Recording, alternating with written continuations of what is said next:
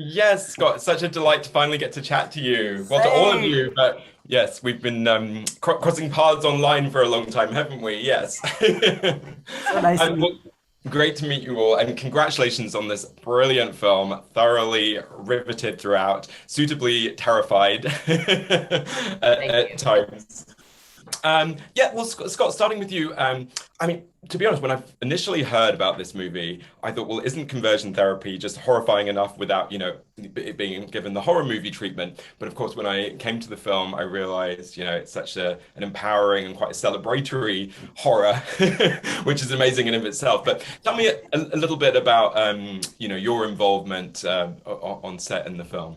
Yeah, absolutely. Well, so I was brought on while John was finishing writing, and I helped with the transgender and non-binary pieces of it, and also some of the sort of queer cultural pieces. I mean, John is such a master, but it was just that kind of, where are we right now? That's what my expertise is. And then I came on and trained the crew, made sure that, these amazing people could just shine as bright as they needed to on set, which I actually didn't really end up needing to because so many of our crew, everybody was an ally, but so many people in our crew quit their jobs on other shows to come work on this show because they're queer and they wanted to be a part of something. So it's the hands that all came into this were so careful and also part of the community. So yeah, it was, and then just being on set, making sure these folks, because it was hard. What we were dealing with was really hard. Yeah. And so just always checking in. I think you named me resident vibe checker. Just to make sure that everybody's such a good okay. title. And holding space and making sure that everybody had what they needed to just keep doing their job and feeling great about it. You really excelled at your job. Very I felt much very so. supported. Thank you.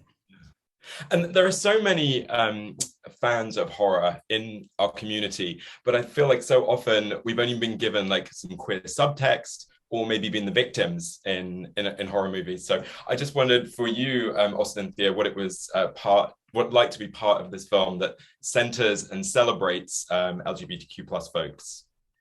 I mean, it was amazing. I have never ever been on any set with so many LGBTQ people in my life. I mean, it was all just so cohesive and fun, and it felt transparent.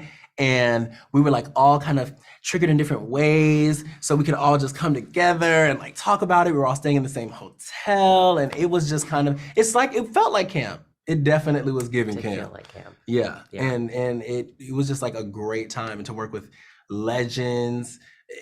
It really just created a lifelong experience. This will be a memory that none of us will forget. I'm sure of it. Can you How actually about you, Theo? Yeah. ask the question again? Yeah, I mean, I guess just being part of a horror that both sort of celebrates and really centers LGBTQ plus characters. Thank you. Honestly, at first, I'm like a huge, like, wacky horror fan. I am so into the genre, and I was like, I need everything to be as scary as possible. So at first I was like, it's not scary enough. And then I was like, no, this is actually really terrifying. And I really like exactly how everything is. And I like the balance of everything too. I like that Yeah. it's really, really scary and kind of like, I think you said, it's an allegory. It's kind of, it has like a dissociative element to it too, because all the characters are dealing with being gaslit.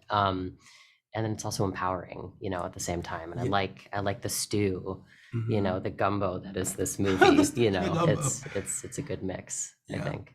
Yeah. And I think people are going to be thrilled by the representation. I mean, it's a movie for all audiences, but I think particularly for queer audiences to see themselves in a horror. And I just wondered for each of you what your favorite piece of LGBTQ plus culture was, whether that was a book, TV series, a movie, could be any piece of culture, or a person who identifies as LGBTQ plus. So just someone or something that's had an impact on you and resonated with you over the years. And whoever's ready with one can go first. I will authentically say the Gaga era. I was so deep in the closet, I was over there doing renovations.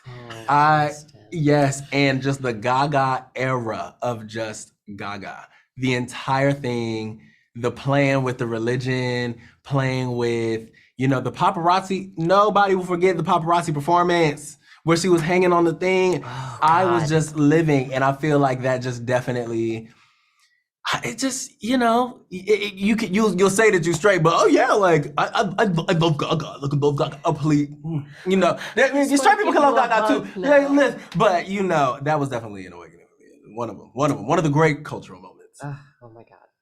Yeah. I love you. You're amazing. No, I love you. This is a different sort of thing, but somebody that really, really, really changed everything for me, and like it feels like he kind of saved my life, was I actually had a trans therapist when I was a teen, and he was the first trans person that I had ever met, and he was so supportive that it like turned me from feeling like I was a freak into being like, it is 100% okay to be who I am.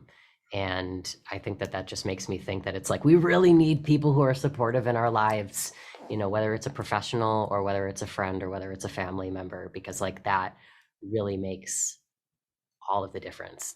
And it can even be a difference between life and death sometimes. So yeah, I had an amazing therapist when I was younger who totally saved my life, and I really look up to him still.